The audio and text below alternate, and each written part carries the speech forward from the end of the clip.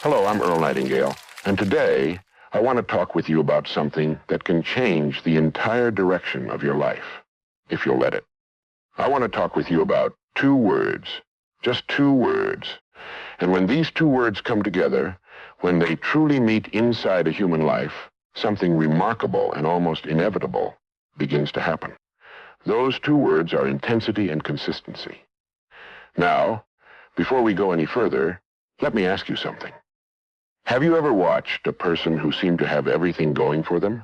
The talent, the ideas, the energy, and yet somehow, a few years later, they were right back where they started. And have you ever watched another person, someone perhaps less gifted, less obviously brilliant, someone you might have overlooked, and yet, steadily, quietly, year after year, they moved forward until one day you looked up and they had built something truly extraordinary? I think you have. I think we've all seen this. And if you've wondered why, I want to give you the answer today. Because the answer isn't complicated. It never is. The great truths of life are almost always simple. The answer is this. Success is not a flash. It is a flame. And a flame must be fed every single day. Now, most people, when they hear the word intensity, feel a quiet unease settle into their chest. And I understand that. Because somewhere along the way, a great many of us were handed a picture of the intense person. And it wasn't a flattering portrait. We pictured someone red-faced and relentless, burning hot and burning out, driving themselves and everyone around them toward exhaustion. And perhaps you've known someone like that. Perhaps, if you are honest, you've been someone like that. And what you remember most is not the achievement. What you remember is the wreckage, the strained relationships, the hollow fatigue, the morning you woke up and found that the fire had consumed itself. So when someone tells you to bring more intensity to your life, something in you pulls back. Something quiet and protective says, I have seen that road. I do not wish to travel it again. Now let me ask you to hold that thought for just a moment. Hold it right there. Because I want to make a distinction that I believe will matter to you for the rest of your life. There are two kinds of fire in this world. There is the fire that is set to a field of dry grass, wild, brilliant, consuming, and gone within the hour, leaving nothing behind but ash and the smell of smoke. And then there is the fire that burns inside a well-built furnace. Steady, controlled, directed, its heat channeled through pipes and chambers to warm an entire house through the coldest months of winter. Both fires are real. Both fires are hot. But only one of them does any lasting good. Only one of them was built to endure. Intensity, properly understood, is not the grass fire. It is the furnace. It is not noise. It is not speed. It is not the frantic scattering of energy in every direction at once. True intensity, the kind that builds a life, that fills a barn, that raises something permanent out of the ground, is nothing more and nothing less than this. Your complete, unhurried, fully directed attention applied to what matters most. A surgeon does not rush. A master craftsman does not shout. And yet no one who has ever watched either of them work would dare call them anything but intensely, deeply, magnificently engaged. And here is where the weight lifts entirely. When you understand intensity this way, as a quality of presence rather than a quantity of effort, you realize that it is not something that will destroy you. It is something that will restore you, because a person who is truly, calmly, fully present in their work is not depleted by that work. They are fed by it. They end the day with a sense of having lived it rather than merely survived it. And when that quality of presence is brought to the same work, the same field, the same worthy goal, day after steady day, you have not simply worked hard. You have built something that the universe is bound by its own laws to reward. Intensity is the accelerant. Consistency is the engine. And together, they are unstoppable. Now, I want to say something to you that may sting a little when you first hear it. And I say it not to discourage you, but because I respect you too much to dress it in comfortable language. Here it is. Most people, good people, hard-working people, people with genuine dreams and real ability, most people are quietly terrified that the law does not apply to them. Not openly terrified. They would never say it out loud. But deep down, in the private hours of the night, there is a whisper that runs beneath their thinking. And the whisper says this: what if I do everything right and the field still doesn't produce? What if I plant faithfully, tend faithfully, and at the end of it all, there is no harvest? What if the law works for everyone except me? That whisper, that cold, specific doubt. I want you to know that I have heard it described by some of the most accomplished men and women who ever lived. You are not alone in it, and you are not strange for having it. But I want you to stay with me here. Just stay with me for one moment, because I want to tell you about a law. Not a law written by any legislature, not a law that can be repealed or amended or ignored when it becomes inconvenient. I am talking about a law as fixed and as faithful as the law of gravity. You already know it. You have always known it. You learned it the first time you watched a garden grow. You reap what you sow. That is all. That is the whole of it. The field does not play favorites. The soil does not check your name before deciding whether to cooperate. It responds to what is placed in it and how faithfully that planting is tended. It has done this since the first seed was pressed into the first handful of earth, and it will do this long after every one of us is gone. Now, here is what that means for you, practically and specifically. Starting tomorrow morning, your career is a field. Your health is a field. The most important relationship in your life is a field. And every single day, whether you are conscious of it or not, you are either planting or you are letting the weeds come in. There is no third option. The field does not pause and wait while you make up your mind. It is always responding to whatever you are giving it.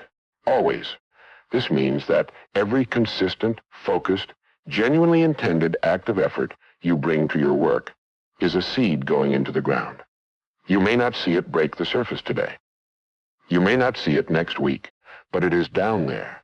It is doing what seeds do in darkness, building the root system that will one day support everything above the ground that people can see. And here is the truth that changes everything. The law is not your adversary.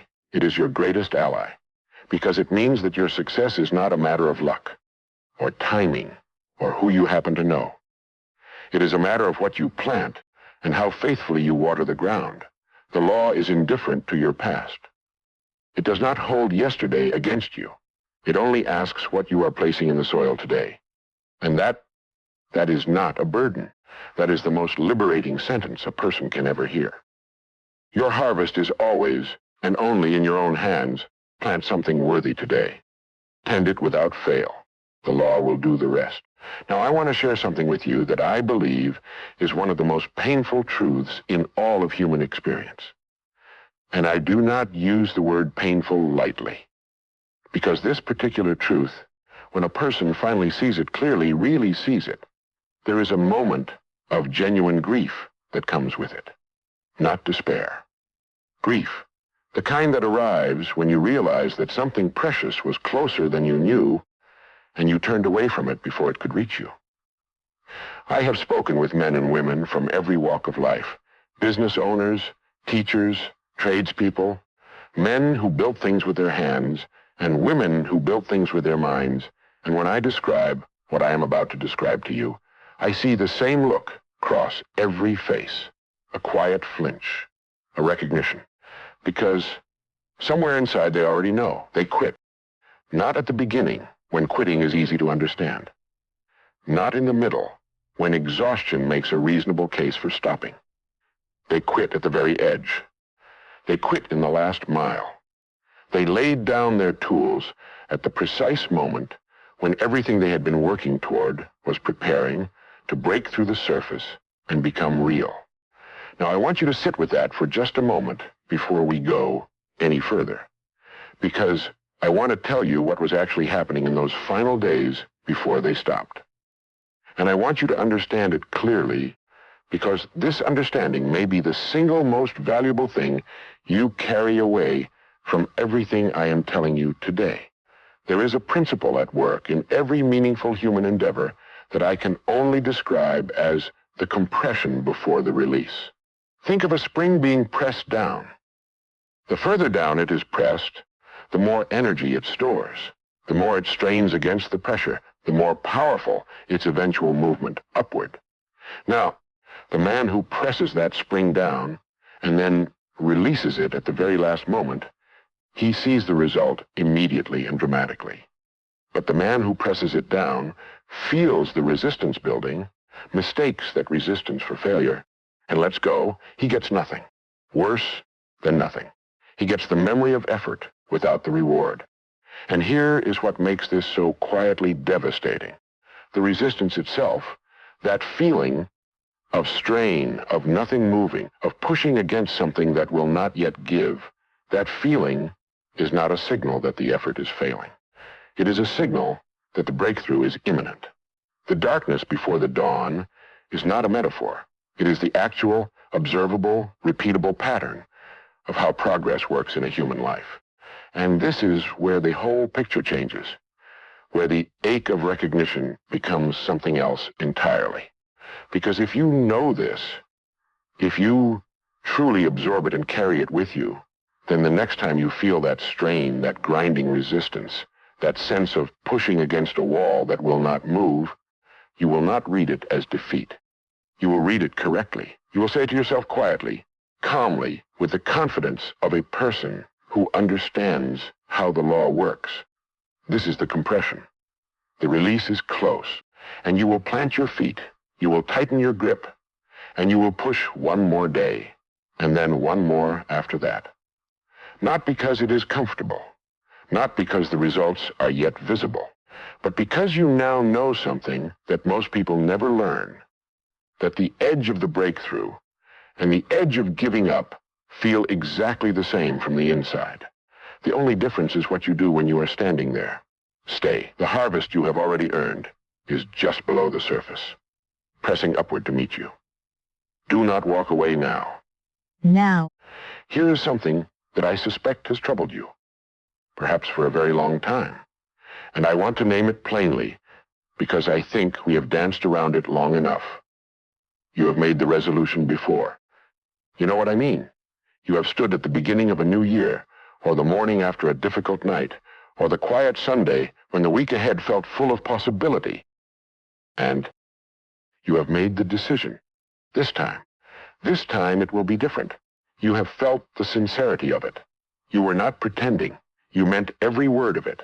And yet, somewhere between that genuine, burning moment of decision and the weeks that followed, something slipped. The resolution held for a while, a day, a week, perhaps even a month. And then, as though the decision had an expiration date stamped somewhere on its underside, it faded. And you were left not only back where you started, but carrying something extra. A quiet verdict that you had reached about yourself. And that verdict said, perhaps I am simply not the kind of person who follows through. Perhaps discipline is something other people are built for. Perhaps I am, at my core, someone who wants the harvest but cannot sustain the planting. That verdict, that is the thing I want to address today, because I believe it is wrong. And I believe the wrongness of it has cost you more than you know. So hold that thought right where it is. Just hold it, because I want to draw a distinction so simple, and yet so seldom made, that once you hear it, you will wonder how you lived without it. A resolution is a declaration. It is a statement of intent, made in the mind, addressed to the future. And declarations, however sincere, are made of words. Words are weightless. They cost nothing to produce, and they leave nothing permanent behind. What builds a person, what actually constructs the architecture of who someone is not what they declare, but what they do. Repeatedly, without applause, without the electricity of a new beginning to make it feel significant. The carpenter does not become a craftsman on the day he picks up a tool for the first time and feels inspired. He becomes a craftsman on the 10,000th ordinary morning when he picks up that tool again, not because it feels remarkable, but because it is simply what he does. Identity is not announced. It is accumulated. It is built the way a stone wall is built, one deliberate placement at a time, each one pressing down on the last, until the structure can stand against any weather. And here, at last, is where the verdict dissolves, where that quiet sentence you passed on yourself loses every ounce of its authority. Because if identity is built by repetition and not by resolution, then you have never failed to become the person you wanted to be. You have simply been using the wrong instrument. You have been trying to construct a stone wall with a speech. And the moment you trade the speech for the stone, the moment you replace the declaration with the daily act, however small, however unwitnessed, you have begun. Not planning to begin, not deciding to begin. Actually, genuinely, irrevocably begun. Every repeated act of focused effort is a stone placed. Every morning you return to your work is a layer pressed down.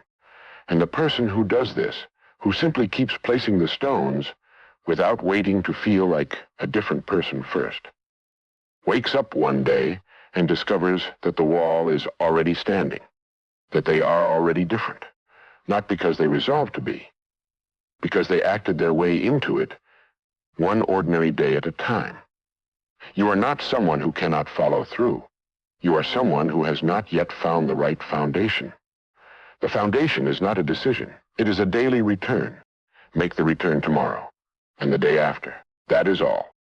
The person you are trying to become is already being built, one repetition at a time. Now let me tell you something. I want you to think about a farmer, a good, steady farmer out on the plains of this great country. It is spring. The soil is ready. He has the finest seed money can buy. And on the first day of planting season, he goes out to his field and he works. I mean, he truly works with everything he has. He plows and he plants and he sweats under the open sky. And at the end of that first day, he looks out at what he's done, and it is magnificent. The rows are straight. The seed is in the ground. He has worked with real intensity. And then he stops. He decides that one great day of effort is enough. He goes back inside and he waits. He waits for the harvest that his one remarkable day of effort has earned him. Now, you and I both know what happens. Nothing grows. Or rather, the weeds grow because weeds never need an invitation. The field that was full of promise becomes a field of failure. Not because the farmer lacked talent, not because the seed was bad, but because intensity without consistency is just a good beginning with no middle and no end. The farmer who truly succeeds, the one who fills his barn come autumn, is the one who goes out every morning. Not just the mornings when the weather is perfect, not just the mornings when he feels inspired. Every morning, he tends his field with steady, faithful effort. And when he does that, when his intensity meets his consistency, the harvest is not a matter of luck. It is a matter of law. And here is the point.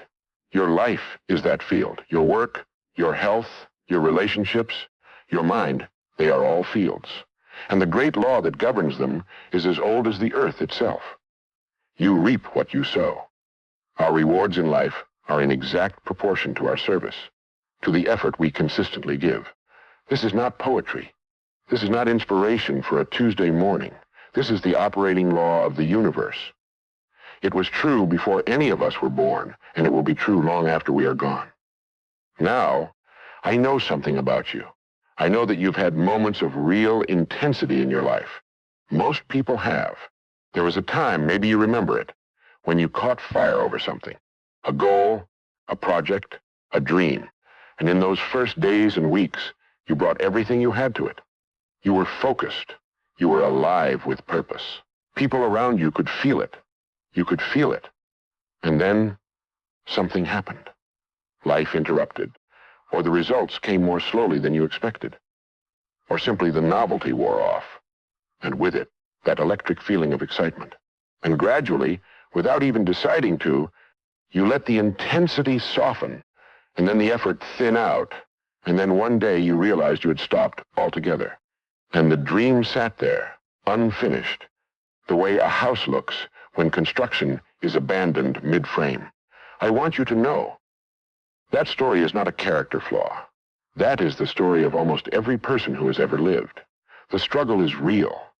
The pull away from our best intentions is powerful, and I'm not here to judge any of that. I'm here to tell you that you can change it. Starting now, starting today. Now let me tell you something about intensity itself, because I don't want you to misunderstand what I mean by it. Intensity does not mean frenzy. It does not mean rushing and shouting and burning yourself out by noon. A surgeon at the operating table is intense, but he is calm, he is focused, his every movement is deliberate and precise. That is intensity in its highest form, complete engagement with what you are doing, full presence, full commitment, no wandering of the mind to lesser things. Did you know that most people give perhaps 30 or 40% of their true capacity to whatever they are doing at any given moment? 30 or 40%. They are present in body, but scattered in mind. They are going through the motions while some part of them is somewhere else, worrying about the past or daydreaming about the future. And so they get 30 or 40% of the results they are truly capable of. Imagine, just imagine, what would begin to happen if you decided to give 80 or 90% of your genuine, focused attention to the work that matters most to you. Now you may wonder, can a person really sustain that level of effort? And the honest answer is, at first, perhaps not for long. But here is what the great men and women who built extraordinary lives discovered. The more consistently you apply your intensity, the more your capacity for intensity grows. It is like a muscle. A man who has never exercised cannot run 5 miles on his first attempt. But the man who runs a little farther every day, that man, in time, can run a marathon and call it a pleasure. Consistency builds capacity, and capacity makes intensity sustainable. They feed each other. They grow each other. And when they come together, when intensity and consistency truly meet, something almost mathematical begins to happen to a human life. But consider this. The real enemy of consistency is not laziness. I want to be careful here, because I think many people have been told they are lazy when the truth is something else entirely. The real enemy of consistency is discouragement. It is the gap, the painful, frustrating gap between the effort you are putting in and the results you can yet see. That gap exists in every meaningful endeavor.